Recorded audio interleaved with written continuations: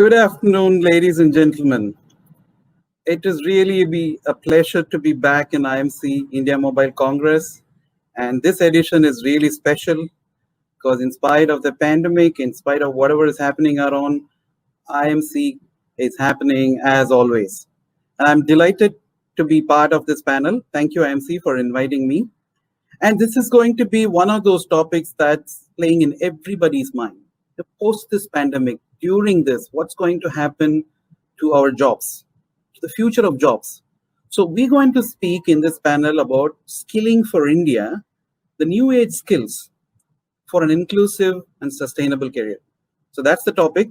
And I have some really eminent speakers, and we're going to speak about this, debate about this, and possibly will be able to answer some of the questions that you have in your mind. So let's get on to this. The new age skills is not something that started with the pandemic. It's been around. Like technology has been a disruptive factor that's been changing a lot of what's happening in the jobs market. But technology is not only about the new age inventions that are coming up, but data and analytics is playing a big role. And in many of the job roles, higher order cognitive skills have become a norm. Emotional quotient that we saw during this pandemic has become very important. And also the trend that is happening in terms of gig jobs and gig workers are also making the flexibility in the job roles and the need for kind of acquiring skills on a regular basis a reality. So if that is the case, in India, how are we going to make this inclusive? Is India ready to embrace some of these new age skills? How is the rural and urban India going to cope up with the changes that are going to happen? Is our education system ready? What are the skill providers? Are they ready to impart these skills? And more importantly, are we going to have this in a sustained manner? Are we going to do it once? Are we going to make sure that some of these skills that we acquire, some of the requirements for the new age jobs are going to be something that can be sustained over a period of time? Is this going to be a game changer for India as we enter into the demographic dividend, the bulge, as they say, which I believe in 2018, India has entered the demographic bulge and we're going to travel with it till 2047. Is this going to be a game changer? Let's see how it goes. And to help me out in this, we have an eminent panel, and I'm going to introduce my panelists while they come and they'll share some of their thoughts, and then we're going to have a round of discussion. And it is my pleasure to introduce Mr. Wolf Richter of APAC Semiconductors. Mr. Richter is both an entrepreneur and an inventor and is devoted to pioneering communication technologies and services. In his over 30 years of technology development experience with a track record of economically outstanding innovations, his last venture has been acquired by Microchip. We also have with us Mr. Sam Freeman, founder, Queensland Skills and Education Consortium, Australia, a member governing council, Academy for Workplace Excellence. Sam is a graduate from Griffith University in Australia. Recently, he has set up a large global integrated facility management provider. He also sits on the governing council of Chevron CleanFix Academy for Workplace Excellence, India's first cleaning and FM-focused institute. We welcome Mr. Tilak Dua, Director General at TAIPA and Chairman of ITU APT. He has a total experience of over 35 years in telecom sector. So Dua is an engineering graduate and a diploma in business management. He's previously worked with Augur Wireless Broadband India Limited, and over years in the industry, Mr. Dua has held various positions as director in leading telecom companies like Bharti Airtel, Sham Telecom, Cellular Operators of Association of India, Vice Chairman and Global ICT Standardization Forum of India, etc. We welcome you, sir. Our next speaker would be Vikram Motiani, a senior director with over 30 years of Infocom experience in leadership roles in public and private sector organizations, an electric and electronics engineer. Motiani has previously worked with Dell AMC. He's a Six Sigma belt with experience in deploying several business excellence frameworks and tools for organizational effectiveness and efficiency. He would be our next speaker. We also have with us Mr. Arvind Bali, Telecom, who's the CEO of the Telecom Sector Skill Council of India. Mr. Bali is a part of advisory boards and consulting promoters and their organizations in telecom, IT, and security and surveillance for performance improvement and strategic guidance. He's also the treasurer of TSSC. Mr. Bali is an MBA from FMS Delhi and a graduate with honors in mechanical engineering from the Punjab Engineering College. He is also been the director and CEO of Connect Broadband and earlier Videocon Telecom in its maiden journey of becoming an admired brand with enriching lives for millions and guiding the organization to ride the next wave of telecom growth in India. We also have with us Dr. Poonia of AICTE, Vice Chairman of AICTE. Dr. Poonia is specialized in the field of mechanical engineering. He is an MTech and PhD from the Indian Institute of Technology, New Delhi. Prior to joining AICTE, he was the director of the National Institute of Technical Teachers Training, NITTTR. Dr. Poonia is a recipient of Bharat Mata Award conferred by the Indian Institute of Oriental Heritage. And while his stint at NITTTR Chandigarh, he has received National Award for the Empowerment of Persons with Disabilities by the Honorable President of India in recognition of his outstanding performance in the field of Best Institution for Empowerment of Persons with Disabilities.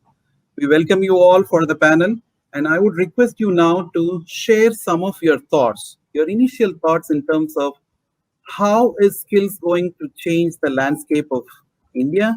And I would like to invite Mr. Richter for his speech, please. India has the chance and the challenge to become the leading hub in emerging technologies. And this decade will show a tsunami of innovations. For example, AI will migrate from predictive pattern recognition into more brain-like performance. Smart materials have incredible sensing features, printable, flexible electronics, new ways of entangled communication, superhuman implants, etc., etc. Let's not forget the beaten environment, the pollution, and India's ailing power grid.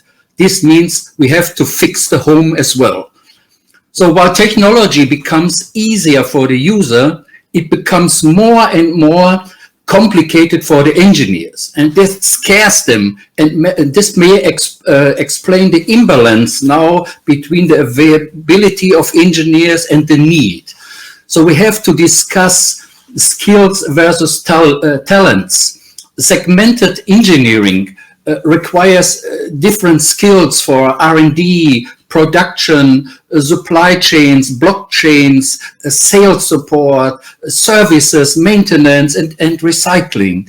And you know, engineers, they come from the university and they have general skills and they are listed in their resumes. And of course, they like to draw what they can do and what they know, but they all have this fear inside. So what we're doing as employers, we make hiring tests to find out and foster special skills and talents to see if somebody is a team worker, a leader, find out the degree of knowledge and the responsibility. So this is only possible with investing in training on the job. And the engineers, you know, they have this dilemma, young versus old. The younger ones, they know a lot new things, but they don't have the experience. The old ones have the experience, but they are overwhelmed from new things. And the answer is lifetime learning. There is no other way. And we as employers have to foster this, we have to support them. And there's a big discrepancy because the younger generation is not that loyal anymore. They like to see the world, they like to go around, and it's nice to get the job in the next bigger company. This has an impact how IP can leak, how patents are structures, and who benefits from the pattern. So there is a lot of things. And just to bring this into employers' expectations, skilling people is a job at the beginning in the universities and then in training on the job in the laboratories and also in the production. Our engineers have to learn to be co-workers, And you know, the running gag, they say in India, you have to become a doctor or an engineer. Even doctors will become engineers, biomedical engineers. So our society goes together. India becomes a hub. I'm very convinced that it will be a leading hub. And I'm also convinced that we can train the skills that we need, but of course we have to look to the talents as well.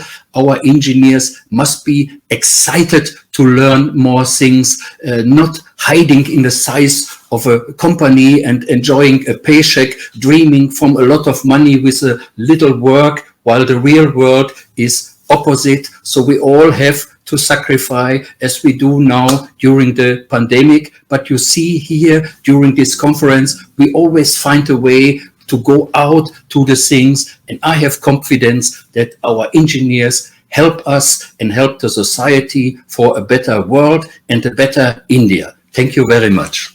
May I now invite Mr. Motiani to share some of his thoughts in terms of how the skillscape or landscape is changing and how we can emerge leaders in this space. Mr. Motiani, thanks, Narayanan.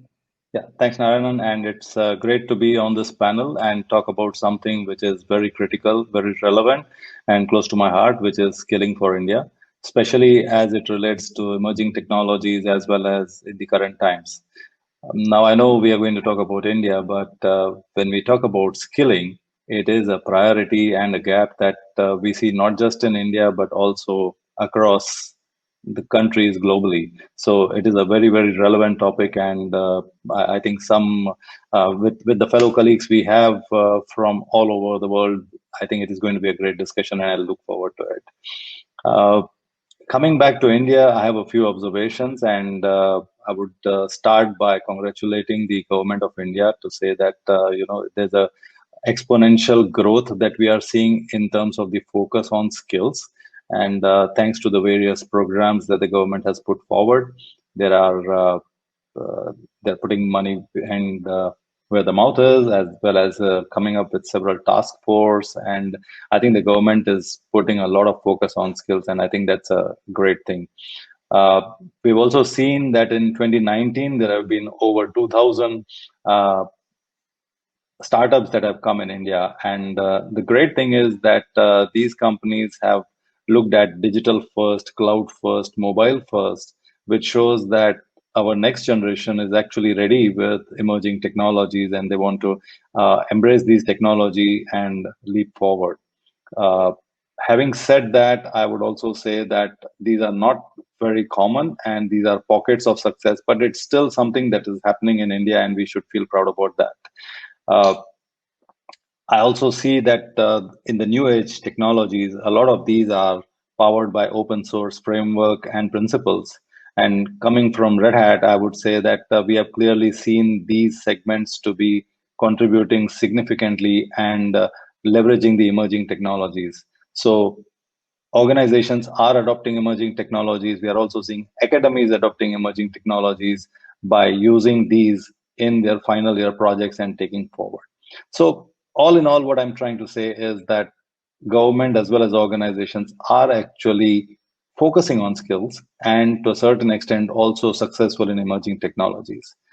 But at the same time, what we also see and hear that many organizations, and these are from various industries like auto, ITES, GFSI, telco, saying that 90% of our fresh grads do not have employable skills.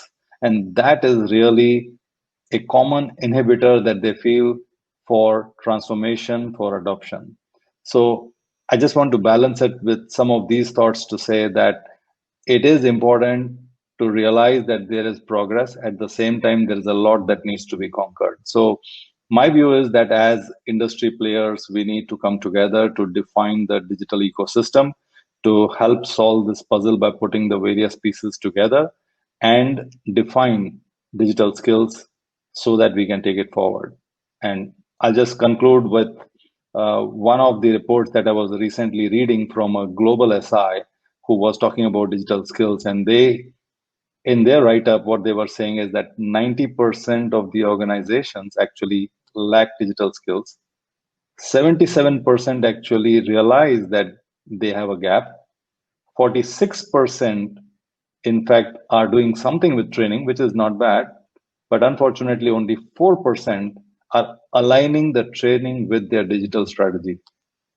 I think there is a lot that we can learn from these kind of data points, and I look forward to our discussion to see how we can come up with some ideas to take this journey forward and do our contribution to define the digital landscape moving forward. Thanks, and over to you, Narayanan. Thank you, Mr. Motiani. I'm glad you believe that there are more startups. Towards the end, I'll also have my views. I thought the number of startups for an emerging economy like India should be, in 10 times or more of this number. But good to see. But the point that you made very valid. Are the educational institutions really imparting the kind of skills that are required, or is it being held from outside? Is a question which we'll discuss soon. Over to Mr. Freeman. Can I invite you to share your thoughts, please? Particularly, Australia has been a leader when it comes to skills education. How do you think we can learn from Australia? Yeah. Thank you very much, Narayan, and to everybody on the panel and the organisers. It's a privilege to be a part of such a wonderful session with a panel of such brilliance and so many very knowledgeable people. So, look, if I look at the current status in India here, we have a wild mix, and a little bit it was alluded to by Vikram before, where there's a lot of people coming out of the system where they're lacking certain skills. On the opposite side of that, we have some of the most highly skilled in terms of the IT sector. India is such a desirable place for everywhere in the world to link up with and have their offices here have be reliant on the high skilled IT workers in India. So we've got this bit of an imbalance in the system at the moment, and I think what is required is to build a bit of a baseline. I look at this from a couple of different perspectives. I worked on the education side with institutes, with universities. I've worked in the corporate side where we needed the manpower and needed the people at different skill levels. So I see there as that being kind of the current status where there's just not enough of a baseline, and we need to be focusing on building that baseline, building a consistent level that we know will, it doesn't matter if this guy is going to go into a company A or company B, he comes in with a baseline set of skills. And that obviously, we've all heard of these stories of schools in India where, they haven't been able to get the infrastructure. And they have a one computer for all the students. So that's obviously something that's a big challenge because there's so many schools, there's so many institutes. India is so big. It's almost an impossible task. It's so daunting to get the kind of resources to this many people. On the flip side of that, and again, it's a little bit what Vikram was saying, there is huge advantages for India. India has a huge proliferation of smartphones, and that's a skill set in itself. That the population is so adept in using smartphones and using technology that's built around smartphones. And I think its biggest advantage as a country, as an economy, is the agility of the country. Indian business, Indian individuals, Indian governments, in all the work that I've been doing here over the last 7 years, I've seen how quickly they can move, how quickly they can respond. And that's a huge advantage, that everybody has that ability to jump onto something new, to get involved in a new technology, to adopt some new practice. And that's going to be hugely advantageous down the line as technology keeps changing so rapidly. A country who can, adopt quickly, they're the ones that are going to take advantage of new and exciting things that come out of technology. So I think if we look at the plan for the way forward, there needs to be a kind of integrated way of doing things. I mean, a lot of people look at it in silos, like what can we do in the institutes, or what can we do in the workplace, or what can we do at home? And I come back to what Wolf was talking about in terms of on-the-job training. He was talking about the criticality of that.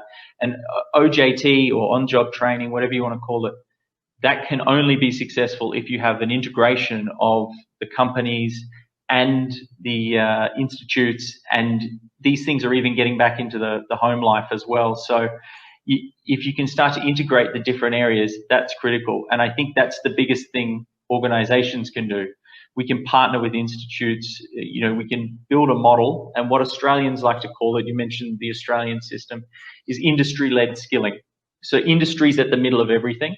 It plays along with the government, it plays along with the institutes, it plays along with the students as well. So all the stakeholders are led around industry. That's what industry-led skilling is, and you see that in great programs in Australia, like the school-based traineeships and apprenticeship programs that they have, where kids even in school age are getting work experience that is in line with what they're learning in their institute. So some of those sort of things can come in, and I think organizations need to think about it as, if I can look at this and give something, if I can be willing to give up just a little bit of my IP to assist in building a strong training program, then I'm actually going to get back a lot more than that. So there are organizations that are a little bit conservative or a little bit worried about giving up things to an institute to learn the skills that they need. But if they're willing to do that and help build that industry-led skilling, then I believe they get more back. They get more in the way of skilled manpower, skilled trainees coming in, skilled workforce. So I think that's one of the big challenges, and I'm looking forward to hearing other people, how they've got institutes and companies or the industry collaborating, because I think that's the criticality in all of this. The rate of change in technology is so quick, and we can't keep up building programs unless we're getting what is needed from the source of industry. So that's just a few of my thoughts to start with, and I'm really looking forward to hearing other people as well. Thank you, Sam. Thank you so much. Very valid point, and it put the industry in the center of the skilling ecosystem, which is something that I've been saying for a long time. Maybe we should get that right soon. Mr. Dua, let me turn to you. Sam also mentioned about how telecom industry and the proliferation of mobile phones, mobile technology, is going to change the landscape of skilling and get more and more people in India to have access to skilling. With your long experience in the sector, we'd like to hear from you, sir, in terms of how do you think telecom sector can play a role in the emerging skilling for this country? And very warm welcome to all my panelists, and I'm delighted to be a part of this illustrious panel. I think we heard about the whole stuff coming from APAC, coming from this. Now I'll just let me just say this change. The topic that has been chosen is really apt one, the new age skill for inclusive and sustainable careers. I think coming back with a force, that the coming back and being a part of this revolution right from the 1993-94, when this mobile phone came, and having seen those big Motorola phones, and now today we have the pocket size phone available. There's a big change. Now coming back to we have seen this. I'll divide this into the change and why this skilling, reskilling, upskilling is needed. See, one is the industrial. We are now speaking about the Industrial Revolution 4.0, coupled with pandemic, which has further impacted the skill landscape. There's a huge landscape. Skill landscape has come up and is teaching all of us how to move forward. How do we move best foot forward? The Industry Revolution 4.0, when you say our previous speaker said smartphone, and after smartphone, now we're talking of a Wi-Fi 6 and we're talking of 6G, etc. The Industry 4.0 has further called for the new set of critical skills across businesses, across technologies, and data sciences remains to be in compete with the increasingly digital world. Now, whether you call skilling, whether you call reskilling, whether you call upskilling, this new hiring will always come at a cost for the organization, and the organization will have to bear this cost. I would say the change is always a constant, but the organization will have to adopt and make their mindset to adopt these changes. Now let's see the digitalization itself. We all come with the more than 30 years experience. We have seen this revolution coming. Digitalization is now is no more a choice. It's a mandatory. And digital skills have been essential, whether it is companies, whether it is a corporate, and it also handles crisis in the short term under and drive long-term transformation with this. And also, if you look at with the sudden push for the last almost 1 year from March to work from home, it has been seen that the digital skills and are critical to short-term business operation for managing change. Change has to be managed. Since change is constant, change has to be managed, and driving online services to automatic processes that have become paramount. Now, due to growing automation, emergence of the disruptive as well as the new technologies.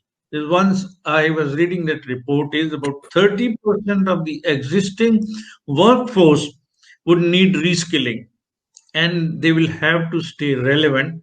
And about 50 to 60% of the workforce would require reskilling on a continual basis. That's the kind of requirement which is current. That's the kind of technologies which is now asking for us to do. The new technologies like artificial intelligence, cloud computing, machine language, data analytics, blockchain, cyber security.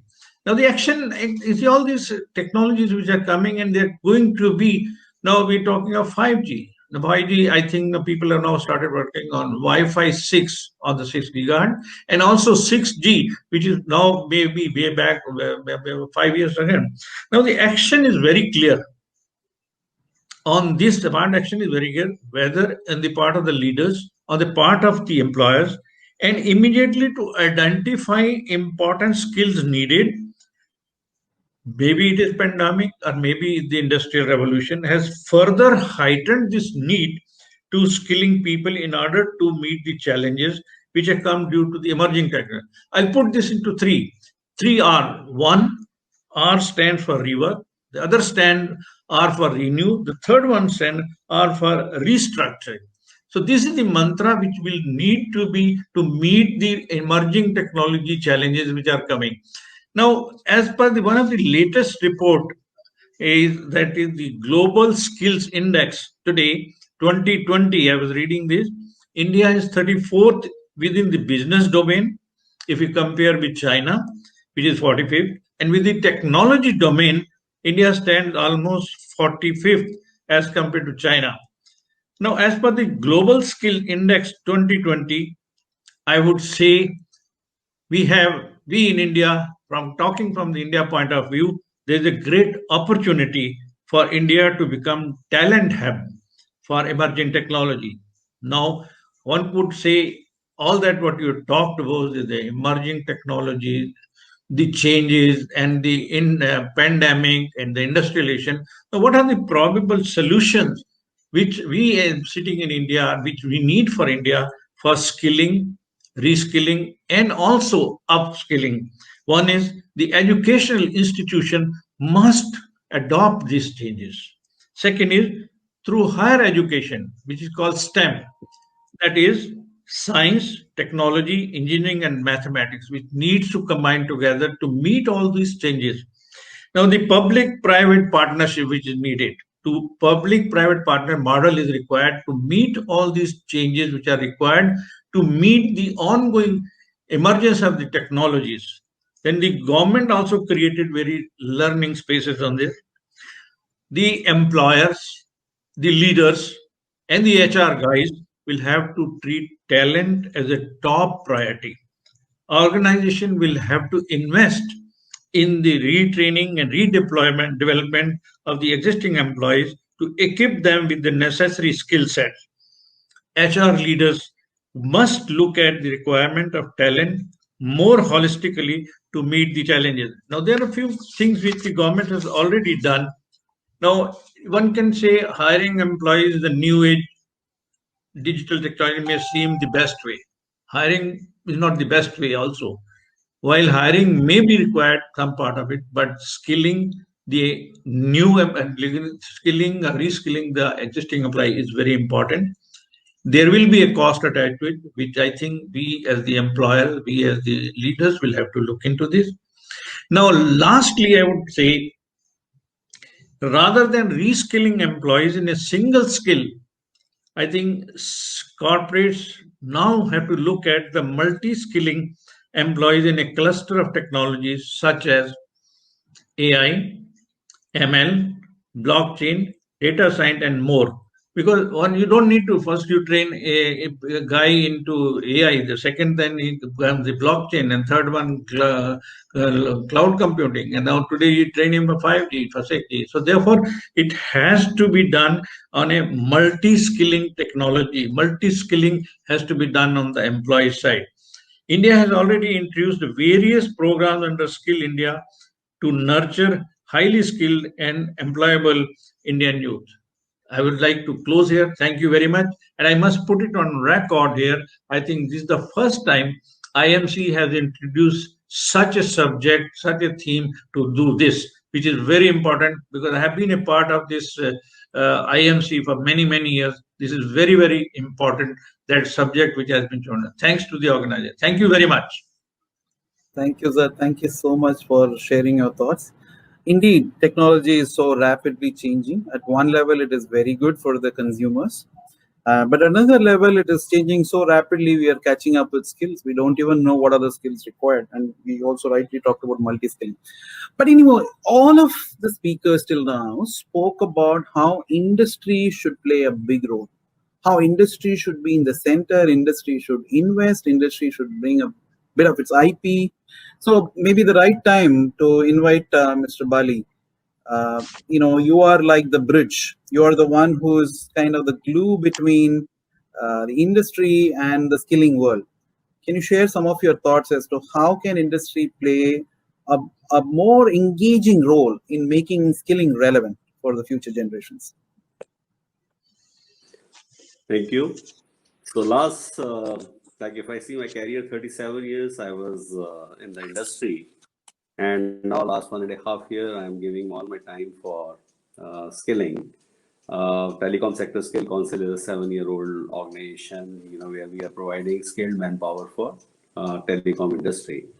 So my learning all this time is that, when I was in the industry, obviously I had this challenge of getting skilled manpower. And now, when we are skilling people, we are finding that absorption is always a challenge. So actually, skilling and placement, these are happening in two different silos, and all efforts are required to actually connect these silos so that the best advantage can be taken. Now, Industry 4.0 is actually creating almost 130 million jobs, and those jobs are all into emerging technologies like artificial intelligence, automation, robotics. And then when you have all this, there are related subjects like there are cyber securities, there are also data and data security issues and connectivity issues. So all that is something for which you need people. And what we have found that India typically, as compared to the rest of the world, I think somewhere in the past we have gone wrong. As far as education is concerned, I think we have focused too much on education, and focus on learning has probably reduced. And because of that, we always find that the focus on skill was missing. Thankfully, like Government of India realized, and they have started such a big mission, Skill India mission, and we are part of it, and we are trying to actually skill all the youth, even if they are college dropouts, school dropouts, we are trying to skill them. And then pandemic has done what demonetization did to digital payment gateways. So pandemic is actually causing that we have to very rapidly go for e-learning. We have to provide LMS so that people do more and more learning sitting at home. Now this is also throwing good challenges, and also it is giving a lot of opportunities. Now challenging, as far as challenges are concerned, that you have to actually provide more and more content, more and more connectivity. But then it is also something for which you need a lot of work which has to happen around that. Now the day we actually do a lot of e-learning, a lot of LMS based learning, we'll realize that India typically, as we all know, has got 70% of the workforce which comes from rural background, and their education and their exposure had been always a challenge. Now, when we have internet in villages, we have got internet connectivity to everyone, and especially with the mobile internet available to practically 80-90% of India's population. So it is actually becoming much easier to provide them skill and education. And we, as Telecom Sector Skill Council, we are working a lot around that. I feel that, like maybe in few years' time, it'll reach to such a great level that you'll be able to skill people, you'll be able to certify people, and you'll also be able to create and find mobilization of people very, very easy through all this platform. There was a time when, like as far as blue collar workers are concerned, like getting them jobs was a challenge because they didn't know where the job exists, and also at the same time, company didn't know how to really get them. We have started a e-job portal through that, that will be happening. Plus, all these imbalances which are existing in the market, that will also go away. So in short, there are three major stakeholders, which are required to meet this topic, which is a very, very interesting topic, that how to make it inclusive and sustainable. Academia is always trying to give the best possible education, best possible training. But problem what happens, it is bound by some government schemes and government education system. And there is always a gap between what industry needs and what are taught in the colleges or in ITIs and all those places. And to bridge that, I think we need some kind of a e-learning or some kind of crash courses or some kind of a skilling programs. And why skilling doesn't happen? Because like investments take a lot of money. So academia has to move forward. They have to reach out to industry to understand their need and accordingly provide the program. And on the other hand, industry also has to move many steps forward.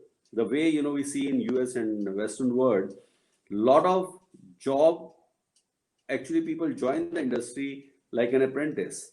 They go after the summer vacations or otherwise to the industry, and they start working in that. They get remuneration for that, and those who are talented, who actually meet customer requirement, they are absorbed in that. So Indian government has also started a lot of such schemes. We have got NAP scheme, and as per that scheme, there are incentives for youth, there are incentives for industry, and we also are trying to work a lot around that. So I feel that will bring a change.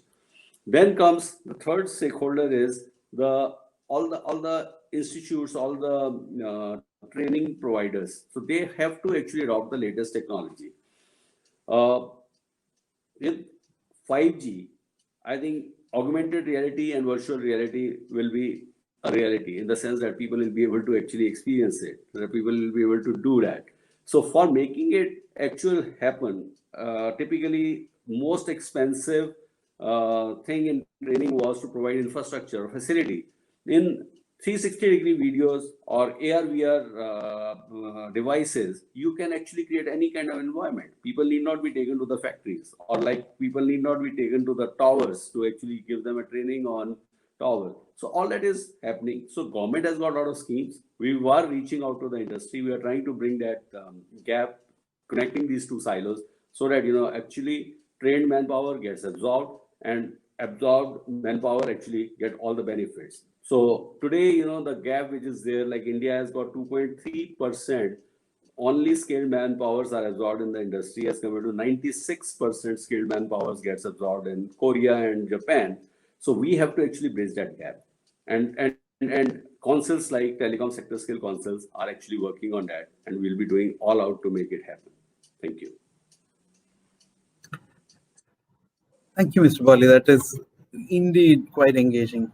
I'll come to you with my specific questions, but all of us talked about academia, and there is this general notion, and there are many studies also to validate some of those things, that the engineers produced in India, forget the technicians, are not employable.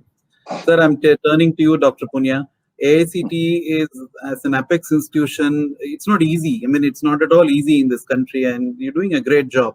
But what is it that we can do to make sure that the educational institutions, both the engineering colleges and the polytechnics, indeed have the right curriculum and the right kind of environment to have people with employable skills?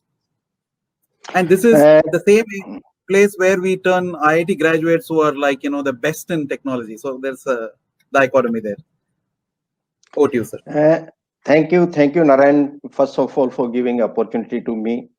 All India Council for Technical Education is certainly responsible for producing quality engineering graduates. It's our responsibility. There is no doubt about this one. Our country, our higher education system, if I consider, it is largest in the world. We are having around 1,000 universities, 43,000 colleges. Only in technical education, we are having 10,000 institutes. We are producing around 1 million engineering graduates every year. After China is producing 1.2 million. We are producing around 1 million engineering graduates. And India is having huge population, young population we are having, and we want they should be able to compete anywhere in the world, not only in our country. They should be able to deliver. They should be able to prove that we people are something different, not only in engineering and technologies, our values, sanskaras, traditions, our management skills, everywhere. So this young population, which they are just like human beings, it has to be converted into human resource first of all. And particularly the engineering graduates which are coming out from academic institutes, always there is a challenge, the acceptance of those graduates. Particularly in the industries are saying there is a huge gap.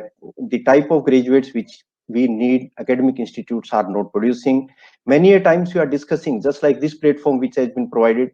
Similarly, at many platforms we are discussing that what are the shortcomings, please tell us, and we people are ready. We people are provide that sort of environment in our academic institutes, in what way we should go. So first suggestion which industries are giving to us, they are saying your curriculum is outdated. What our expectations are and what contents you people are delivering, there is a huge gap. We are discussing about 5G, we are discussing about many emerging technologies, we are discussing about robotics, we are discussing about artificial intelligence, we are discussing about IoT, but your contents, your curriculum which you are having, it is outdated. Certainly it's a wonderful suggestion. So around 2 years back, we have invited many of the industries in AICTE, prominent academicians of the country. We said, you please sit all together. What are the expectations of the industries and what we people can do? At least our curriculum, it has to be revised. And we have done all sort of revamping of the curriculum. Now in our curriculum, first of all, no outdated contents are available. Earlier, there were around 220 credits for earning one BTech degree. Now it is only 160 credits. And in 160 credits, the desired skills which is need of the hour by the industries, those sort of subjects, it has to be included. Even the space which has been created due to reduction in these credits, sport for innovation, sports of creative activities, sports of having mindset of creating startups, entrepreneurship, that sort of environment is also getting created into the academic institutes. Second thing which industries were saying, that practically your students are quite weak. Theoretically, they may be very sound, but as far as hands-on part is concerned, of the students are quite weak. The laboratory content or laboratory component into the curriculum, it has been enhanced now, roughly 50% theoretical part, 50% industrial part, it has been added into this one. And even internship, it has been become mandatory for 6 months. Every engineering graduate will have to go into the industries, they'll have to work into the industries, and according to their requirement, their molding, it is being done. Even in polytechnics also, again, all sort of changes in the curriculum, as well as mandatory component of internship, it has been added into this one. Innovation activities in all sort of institutes, it has been started.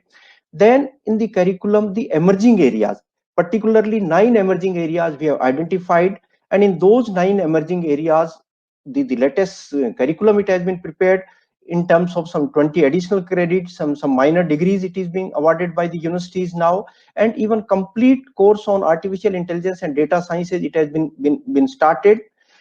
Another challenge which industries are saying, your assessment system is wrong, mugging is taking place, their outcome based learning or outcome based assessment, it is not being done. Now complete new examination policy we are having, where assessment will be only on the basis of what students can do, in fact, not their mugging capabilities or no the remembering capabilities will be assessed in our examination system. Complete revamping of the examination system, it has been done. The challenge came when we are revamped whole curriculum, when we have changed whole curriculum, who will teach? In fact, the foremost challenge is the quality teachers, the teachers who are competent enough, who are knowing all these technologies, the changes which are taking place in curriculum. So we have started a very large scheme of teachers training. We are having AICTE teaching and learning academies in the country, 15 teaching and learning academies we are having, and they are tying up with all NITs, IITs, even industries, CDEC, and all they have become partner of us. And during last 1 year, around 1.5 lakh teachers has been trained only in these emerging areas. So we can say our teachers are ready, the curriculum, it has been changed, the environment of innovation into the institutes, it has been started. MHRD, now Ministry of Education, they have given approval for MHRD innovation cell during last 1.5 years. That innovation cell, it is working, and every year hundreds of innovative ideas of the students, and particularly in these emerging technologies, we people are helping. Even those are getting converted into some small startups also. Every year we are giving problems to the students related to industries, related to government departments, and the competition which is being organized, it is Smart India Hackathon, where students are providing the solutions of the problems.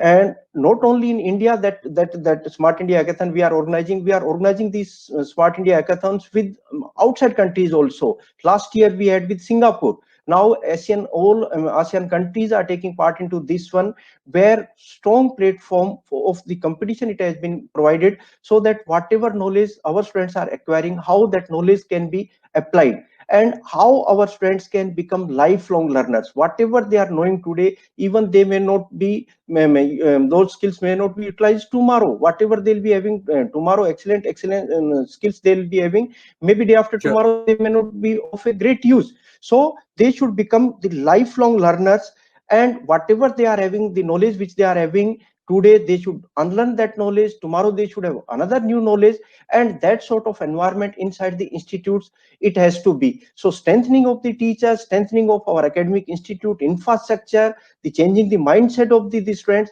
in all sort of areas, we people are trying. Hope in time to come with the help of industries, because now we are having a strong bonding with industries also. Lot of inputs continuously we are taking from the industries. Hope in time to come, the graduates which will be coming out from these academic institutes, they'll be able to spice the needs of the industries. Our national education policy has also come from class 6 itself, from school education. The vocational education component, it has been added, and even the component of artificial intelligence, cyber security, those sort of subjects, it has been started. We are helping our school teachers also. So there is a strong connect now between school, higher education institutes, and industries. This will be I think a success story for whole world. The we people are working, and probably will be touching new heights in time to come. Thank you. Thank you, Dr. Poonia. So it's interesting. I know we have kind of exceeded our time in a manner of speaking. I had a few questions for panelists. Depending on the time, we can either have short answers for it, and then maybe we need to wrap up at some point of time. My questions: entrepreneurship, in my view, is the key.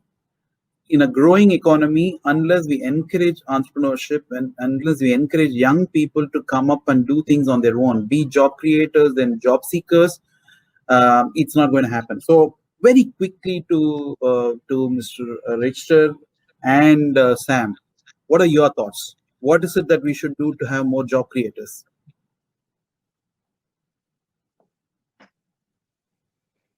Sorry, I was just on mute there. I think it was touched on a little bit earlier in terms of the need to have entrepreneurship skills and, you know, training of entrepreneurship into the existing curriculum. And I know that's happening with a lot of institutes. I think there needs to be more of that, because it's not going to happen that you know, whether we're talking about these new age skills, the telecom sector, or any other thing, it's not going to happen that everybody can just go and join a big company or get a direct employment as a result of their training or as a result of their education. We need to also think about how do we train people to have the relevant skills and go out and do it on their own. You know, a lot of the manual training that's done in, say, in the ITIs or the polytechnics where people are learning a trade, that, you know, that kind of person ends up going out and being their own plumber or their own welder or something. So giving them the entrepreneurship skills. So we need to do the same thing over in this sector. And I think probably Mr. Richter, Wolf, you probably have some great thoughts on it as well. Yes, thank you. Yeah, training entrepreneurs can be a double-sided sword, you know, because you also train a competitor. And I think for us, what we are doing is we first train them to be leaders. First, team leaders, project leaders, and also foster their creativity. And then, of course, they always come to the idea, I do my own thing, but they're not aware that they may sell their dreams to venture capital. They may not know that many of the startups fail. So they also look for a safe haven. And this is a balancing act. And what we like to see is enthusiasm and creativity growing. And we are happy to be part of this. I'm going to ask one last question before we close. Anyway, one before. Industry, we all said should participate, but I see industry sitting in the periphery and participating in recruitment. What, according to you, and this is particularly to Mr. Dua and Mr. Motiani, what is it that industry can do better very quickly to participate in the learning, participate in training, rather than sitting in the periphery? Yeah, it's a good question. I suppose the learning and the development role in the organization is now becoming more important than ever. The employer must present the employees with different opportunities in terms of reshaping their skills from e-learning to on-job training, in job rotation, as I earlier said, the multi-skilling, so that they are assigned with different jobs from time to time on a different product to product. So that will make them available as a skilled, reskilled and upskilled man. Thank you so much. Thank you, sir. Mr. Motiani, any quick thoughts? Yeah, sure. I think we just spoke about the reskilling and the upskilling, which is there. I think the industry also needs to be a little more patient, because we do understand that digitalization is creating a lot of new jobs, but the scale and the speed is unknown, to be honest. And so there has to be much advanced kind of investment, and there has to be patience in returns, because it could be several years before some of these start showing returns. But again, one more last point, which will be to what Poonia said earlier. It is important that instead of just looking at academias to kind of do their piece, it is important to define what is it that is a gap, and industry validated curriculum should be worked coherently with the academia as well as with government. Fantastic. Thank you so much. It's been a lovely session. I'm going to close the session, and there are a lot of takeaways for this, and we are so lucky to have Mr. Bali and Dr. Poonia, who kind of represents the educational institutions and the Sector Skill Council that is going to take it to the skilling. So as we close, if I'm going to, like a rapid fire session, ask each one of you as to what is your one recommendation for skilling India for future? What is your one recommendation, very quickly, starting with you, Mr. Richter? Encourage lifetime learning. Fantastic. Mr. Motiani? I would say it's like building the digital ecosystem by bringing in all the parties together, whether it is academia, organizations, vendors, government, as well as students who will do lifelong learning as well as online learning. So all of them need to come together to pull the puzzle together. Yeah, I come back to what I said before. I think we need to put industry at the center of it, whether it's the trainer development, industry should help that. Whether it's the academics, industry should help that. So I think it's industry at the center is my focal point. Fantastic. Mr. Dua? Thank you so much. In the present environment of digitalization and ever-changing environment, both the leaders, the employers, the employees, all of them will have to be in line with their skilling, upskilling, and reskilling, which is very important. That's all I want to say, because you cannot leave to one. The employer also has to continuously learning the whole processes. Great. I know we had a lot of takeaways for Mr. Bali and Dr. Poonia, but Mr. Bali, what is your quick one sentence recommendation? You are on mute, Mr. Bali. Unmute. Yeah. So with the 5G coming, reaching to the rural where 70% of the workforce is available, we should have digital learning platforms so that we can give skilling, a lot of skilling on platforms, so that these kids who are coming to the industry, they come well prepared, well trained. So we should use all this AR, VR, 360 videos to train the manpower, and also industry and academia should work together to make it happen. Thank you so much. Dr. Poonia, you're concluding. You have the last word. Yes.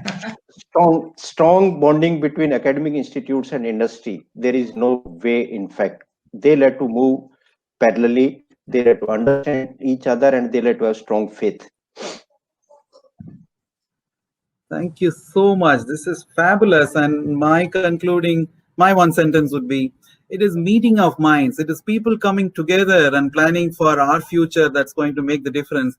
And it is in that wonderful note where IMC has organized this meeting of great minds together in this panel. I think we made a good beginning. Thank you, IMC, and back to you.